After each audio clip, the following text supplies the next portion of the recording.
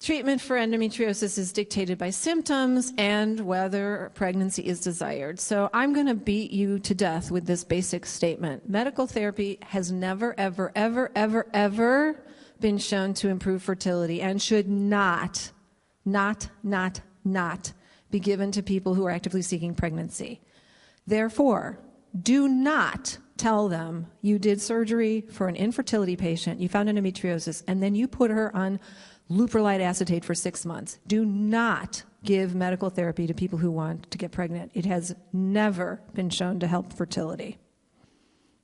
It definitely helps with pain, but it does not help with fertility. So medical treatment is really reserved for people who are symptomatic, as in pain, not symptomatic as in infertility.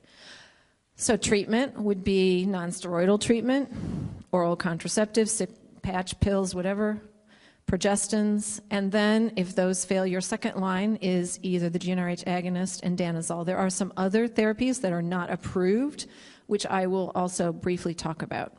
They're not FDA approved, but they appear to be effective. So if you have someone with suspected endometriosis and pelvic pain who is not attempting pregnancy, what do? Well, you do your pelvic pain thorough diagnostic evaluation, a thorough history and physical, a pain diary, you rule out non-gynecological causes of pain as appropriate. Yeah, you're going to have a whole lecture on pelvic pain if you haven't had it yet. No, you will. And then your first-line therapy is nonsteroidals and or oral contraceptives. Then further medical treatment or laparoscopy would be your next step if you are unable to resolve their symptoms to their satisfaction.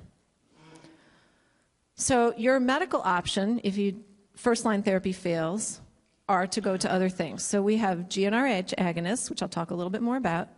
We have progestins, continuous progestins. Some people have more success with that than they do with the cyclic contraceptives. Then there is an unapproved use, but it does appear to be effective, of the levonorgestrel releasing IUD, would be to treat the pain of endometriosis, and danazol. Again, the IUD is not approved for this, but there are studies that show that it helps. In a Cochrane update, it showed that GnRH analogs are no different than danazol in the treatment of pain symptoms and had more adverse effects, nor were they different than intrauterine progestins. I make that point mostly because if I asked you guys before this slide appeared what was the medical treatment of endometriosis, probably none of you would have come up with danazol. You don't even remember that it exists.